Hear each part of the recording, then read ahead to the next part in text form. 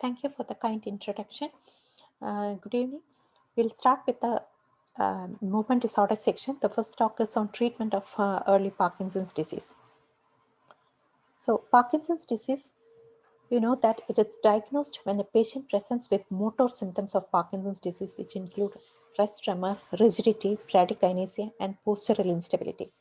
All additional features what we see in Parkinson's disease, micrographia, mass facies, decreased blinking, freezing, all will be stemming from one of these cardinal features. For the diagnosis of Parkinson's disease, the feature which is a must is bradykinesia, along with one of the other features, rest tremor or rigidity. Now, when it comes to diagnosis of Parkinson's disease, as I told, diagnosis requires demonstration of motor symptoms, which includes tremor, rigidity, and bradykinesia.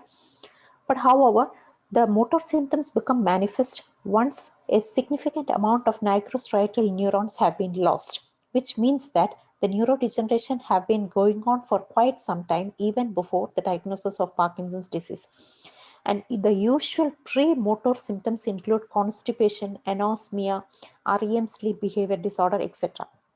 So why do we get these non-motor symptoms even before the motor symptoms? So this has something to do with the Bragg staging. You know, the disease progression takes a certain anatomical profile, in the sense like the synuclein deposition first happens in the vagus nerve and the olfactory nucleus, and then the medulla oblongata, and then it progresses to the midbrain structures and the cerebral cortex. So once the vagus nerve and the olfactory neurons are affected, we get anosmia and autonomic dysfunction, especially constipation. And once it goes on to the medulla oblongata, pons and locus coeruleus, we get a variety of manifestations, including depression, REM sleep behavior disorder, etc. By the time the neurodegeneration progresses to the midbrain, and once it starts affecting the nigrostriatal neurons, the motor symptoms will start. And the classical motor symptoms include tremor, rigidity, and bradykinesia. As the neurodegeneration progresses, it starts affecting the cerebral cortex, and all these things, whatever we are seeing, psychosis, cognitive dysfunction, dementia, all these pain, fatigue, all these things starts once the cerebral cortex is affected. Now, how can we stage Parkinson's disease? Parkinson's disease by the classical Horn and Air stage, as long as the patient is independent on activities of daily living, we consider it as an early stage of Parkinson's disease. And once they start requiring assistance for activities of daily living, we consider them as having advanced disease. However, there are other staging systems of Parkinson's disease also. So once they start having complications for medications, freezing, falls, a significant amount of cognitive dysfunction, they are termed as advanced disease. So which means that the early stage is further divided into early, mild, and moderate stages. So the true early stage of Parkinson's disease means that the patient only has mild symptoms. They do not have any threat to the activities of daily living, and usually they will not require any symptomatic medications as well. When it comes to the mild stage, the Parkinson's disease symptoms are already manifest and they require some amount of symptomatic treatment. And by the time it reaches the moderate stage, there will be some amount of complications, some wearing off, and some resistance to dopaminergic medications. So we will be discussing about the early and mild stages of Parkinson's disease, whether we need to treat, if we treat, what medication to choose. You know, as I told, when the Parkinson's disease neurodegeneration start, for quite some time, there will be no motor symptoms and patients cannot be diagnosed with Parkinson's disease. And once they are diagnosed, the initial stages, probably they will not require any symptomatic medications. And in the early stages, if at all they require some symptomatic medications, they have excellent response to these dopaminergic medications, in the sense like after taking the medications, they are as good as normal. No fluctuations, no wearing off, no dyskinesias ever. But this honeymoon period and this early stage will not last for more than 3 to 5 years. And then after that, some amount of motor complications will ensue, and that's the rule. So what are the therapeutic options which are available for Parkinson's disease? You know that Parkinson's disease pathology itself is because of reduced dopamine in the nigrostriatal system. So how can we treat Parkinson's disease? Essentially, we have to increase the dopaminergic levels in the nigrostriatal system. So what are the methods? One, you can substitute levodopa. Second thing, you can substitute in the form of dopamine agonist, or we can increase the synaptic dopaminergic levels by inhibiting the metabolism of dopamine by giving the metabolizing enzymes, which includes the monoamine oxidase inhibitors or the catecholamidyl transferase inhibitors. Not just dopamine has effect on the dopaminergic receptors, but it has some effect on NMDA receptors as well. So blocking the NMDA receptors will have some effect on the motor symptoms as well. So current available treatment options, is there anything that can slow, stop or reverse neurodegeneration in Parkinson's disease? This has been the daunting questions for quite some time. A variety of agents have been tried for this as well: selegiline, tocopherol, rasagiline, levodopa, pramipexole, and even gene therapies. But however, none of these studies have shown a proven benefit for reversing or slowing or stopping the neurodegenerative process of Parkinson's disease. That means once the neurodegeneration starts, it slowly progresses. So there is no effective neuroprotective agent as of now. So what are the current available options? All these available options are symptomatic medications for alleviating the symptoms of Parkinson's disease. Let us discuss with those which are required in the early stage. So most of the medications are effective as monotherapy in the initial stages of Parkinson's disease. These include levodopa, dopamine agonist, all those agonists including pramipexole, droperidol, rotigotine, MAVO-B inhibitors like selegiline, rasagiline, safinamide, and NMDA antagonist amantadine as well. So which one to choose? So you know that in the Parkinson's disease, whether it is in early stage or late stage, levodopa carbidopa continues to be the most effective treatment. But the problem is the emergence of motor fluctuations and dyskinesis after being initiated on treatment. So whether we start with levodopa or dopamine agonist or levodopa carbidopa entacapone, Stalevo, or should we give a MAVO inhibitor, or should we start on anticholinergics, amantadine? Which one to choose? Let us see one by one. Anticholinergics. Anticholinergics, you know that it will help tremor, rigidity, but not bradykinesia. And it comes with a variety of side effects, especially for the elderly population, which includes dry mouth, urinary retention, emergence of hallucinations, memory disturbances because it blocks the cholinergic neurons. So it's largely reserved for young subjects, especially tremor-dominant Parkinson's disease. Now, the amantadine, which is an NMDA antagonist, it affects the dopamine, acetylcholine, and glutaminergic systems. It results in mild improvement in PD symptoms because it has effects on the dopaminergic system, but at the cost of developing hallucinations, myoclonus, especially in elderly people. We have to be very cautious because of the renal clearance. So if there is a renal dysfunction, avoid amantadine. MAVO inhibitors, there are a variety of MAVO inhibitors which have been tried. The classical ones are selegiline and rasagiline. Selegiline is metabolized to the L-amphetamine metabolites, whereas rasagiline, there are no amphetamine metabolites, which makes it a more safer option to be started for Parkinson's disease. In one of the classical trials, Adagio trial, which was a delayed start study design, patients were made to receive rasagiline early in the disease or rasagiline 6 to 9 months later. And the researchers found out that patients who have been initiated on rasagiline initially into Parkinson's disease, they have a significantly improved UPDRS score even after around 6 years. So there has been questions whether it has a neuroprotective role, but further studies did not confirm the effect as a neuroprotective agent. The new agent safinamide, it's a potent, highly selective, reversible MAVO-B inhibitor and much more safer and very less side effects also. It also blocks voltage-gated sodium and calcium channels, and it reduces the neuronal dopamine glutamate release as well. The available doses are 50 and 100 milligram, and the current era, it is definitely indicated for early stages of Parkinson's disease because it delays the onset of development of motor fluctuations and dyskinesias.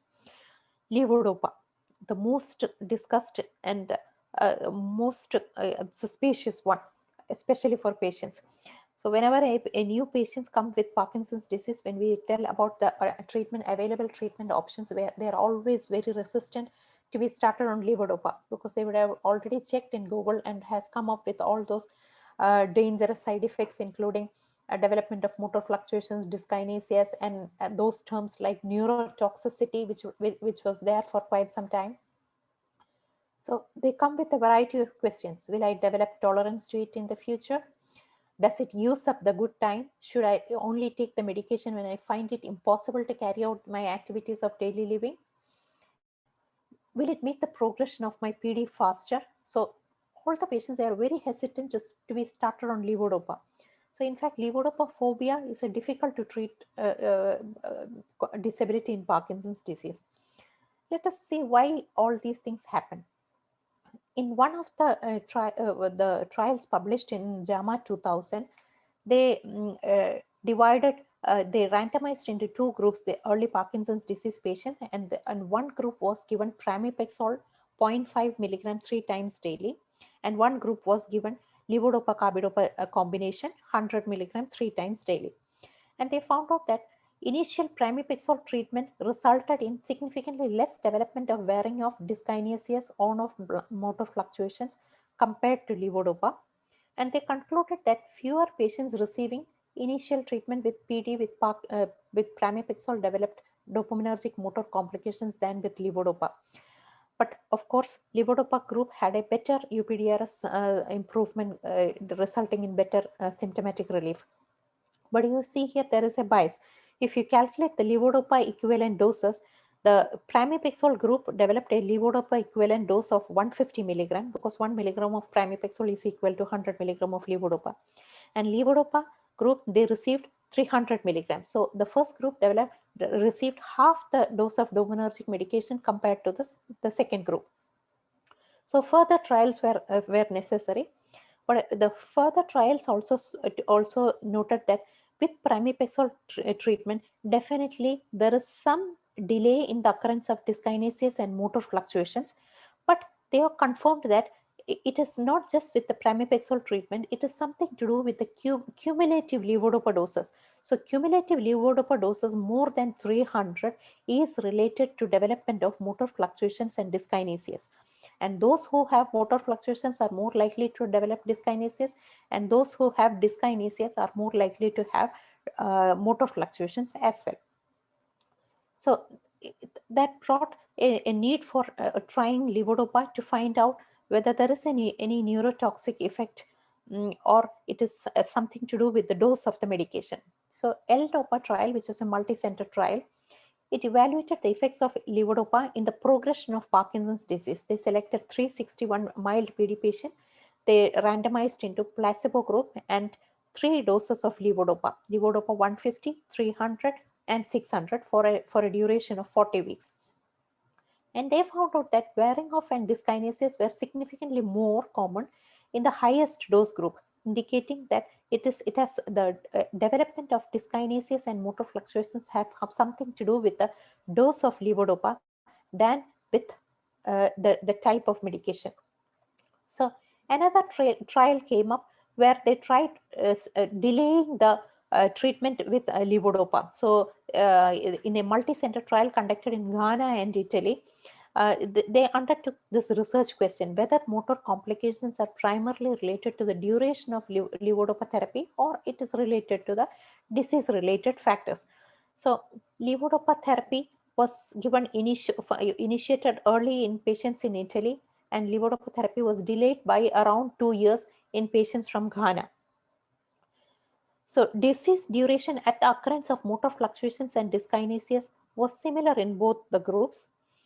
And they found out that The motor fluctuations and dyskinesias are associated with a longer duration of disease, longer duration of Parkinson's disease, and higher levodopa daily dose, and not with the duration of levodopa therapy. So those who have been initiated on levodopa from the beginning and those who have been started on levodopa around 2 years later, they developed motor fluctuations and dyskinesias in a similar fashion after a long duration of disease. So they identified some putative factors for the development of dyskinesias and motor fluctuations. They noted that longer disease duration, higher levodopa daily dose, long duration of levodopa therapy, which again indicates a longer duration of disease, young age at Parkinson's disease, low body weight, women, and those who have a more severe disease, as documented or as quantified by the UPDRS ADL score and UPDRS motor score, were more likely to have development of motor fluctuations and dyskinesias. The last trial came in 2019, where 445 drug-naive patients of disease duration less than 2 years were divided into two groups, one receiving levodopa 100 milligram for a duration of 80 weeks, and the second group, they received placebo for the initial 40 weeks, and the levodopa treatment was started 40 weeks later. So they received only 40 weeks of levodopa. And they checked for the total change in UPDRS from baseline to week 80. So in the delayed start group, you can see that the UPDRS total score definitely is more in the delayed start group, and the PDQ-39 indicating the quality of life also is much better in the levodopa group. So definitely levodopa initiation early into the disease improves the symptoms. Also, it improves the quality of life as well. And once initiated, the development of the dyskinesias or the total UPDRS score almost remains the same in either of the groups, indicating that delayed start did not have any effect, or early initiation of levodopa did not have any significant effect on the progression of Parkinson's disease, rate of dyskinesias, levodopa related dyskinesias, or any detrimental effect on patients with early Parkinson's disease. Now, dopamine agonists. A variety of dopamine agonists have been tried. The current most commonly used one are pramipexole and rotigotine patches. So when they tried dopamine agonists, the researchers found out that when compared with levodopa, definitely the proportion of patients developing dyskinesias was more in patients with levodopa. And that means patients who have been on droperidol, they develop dyskinesias very late only. Also, they tried the same with pramipexole, and they noticed that the patients experiencing wearing off and dyskinesias, it was much more with levodopa compared to pramipexole. So, pramipexole versus levodopa as initial treatment in a 4-year randomized trial, they found out that the mean change in levodopa in UPDRS is much better with levodopa. So that means definitely it is much more effective, and the symptomatic improvement is much more with levodopa compared to pramipexole, as indicated by the UPDRS motor score. However, when it comes to the total score of activities of daily living and the mental score, there is not much of difference between either of the groups. So they concluded that initial treatment with pramipexole resulted in lower incidence of dyskinesias and wearing off. Initial levodopa treatment, they resulted in lower incidences of freezing, somnolence, edema, etc. So quality of life, when you compare both the dopamine agonists as well as levodopa, the effect is the same. So there was another trial where Parkinson's disease patients who are receiving levodopa up to 600 milligram, they were added on to additional doses of levodopa, or along with levodopa, ropinirole was added. So they found out that they had a comparable motor fluctuation, comparable motor function with the addition of either levodopa or the addition of the ropinirole, but those receiving additional levodopa experienced significantly more dyskinesias compared to those receiving the dopamine agonist. So in conclusion, total daily dosage of levodopa is more strongly related to the development of dyskinesia, not whether levodopa or dopamine agonist is the initial treatment. Combination treatment using lower doses of each medication may be the best approach to achieving the desired efficacy while reducing the risk of motor fluctuations. So when it comes to starting dopaminergic medications, whether it is levodopa or dopamine agonist, one is not superior to the other. They are equal. Each one has its own merits and demerits. So we have to weigh carefully as to which one has to be started. Now, a word about starting on Stalivo. There has been trials which have shown whether to start Stalivo, whether it is safe or not. Two trials are there: First Steps trial and the Stride PD trial. In the First Step trial, it was a 39-week follow-up trial where they used the levodopa, plain levodopa in against Stalivo, and they found out that there is no significant difference in the incidence of motor fluctuations or dyskinesias. And UPDR score, as expected, was definitely more with the Stalivo group. But when they started with a longer duration trial, which is a Stride PD trial, and they randomized it into different groups, those receiving a dose less than 400, 400, 400 to 600, and more than 600, they found out that dyskinesias were significantly more with the Stalivo group. Not just it was more frequent, but it developed earlier as well. And dopaminergic adverse effects were more common in the Stalivo group. There was no significant difference in the motor fluctuations or motor functions in the two group. So the bottom line is, do not initiate a patient on Stalivo. You can start on either dopamine agonist or plain levodopa. But levodopa carbidopa entacapone is not a good option for a patient to be started on. And the predictors of development and dyskinesias include the same as those with levodopa: young onset, high levodopa dose, low body weight, women, and more severe disease as quantified by the UPDRS, ADL, and motor scores. The recently approved peripheral COMT inhibitor, that is opicapone, it has shown similar effects. It also increases the risk of dyskinesias. So starting a patient on COMT inhibitors will not be a good option. So which one to start? The selection of the appropriate treatment regimen, it has to be individualized. We have to decide based upon a variety of factors: patient's age. So for example, elderly population, never start on anticholinergics or amantadine. And dopamine agonist also will not be a good choice for patients with advanced age. Symptoms of the patients: if the patients have significant motor symptoms, motor disability, it's better we start on levodopa. Symptom severity, occupational status: those who are working on machinery, those who are pilots or car drivers, better to avoid dopamine agonist. Depending upon the lifestyle, cognitive, behavioral, and psychiatric status, those who have significant cognitive or psychiatric symptoms, it's better to start with plain levodopa rather than combination therapy or with dopamine agonist. Other medical comorbidities, including renal functions and liver functions, also have to be kept in mind. So early stages, we can start on MAO inhibitors, rasagiline or safinamide. Mild stages, we can start on either dopamine agonist or levodopa. Again, non-motor symptoms can start earlier than the motor symptoms. So keep in mind that we have to keep an eye on all these non-motor manifestations, and you have to treat them accordingly for the proper improvement in quality of life. Make sure that by the time the patient comes with Parkinson's disease, they can have some of these symptoms: depression, constipation, and REM, sleep behavior disorder. Make sure that you initiate on symptomatic medications for these non-motor symptoms as well.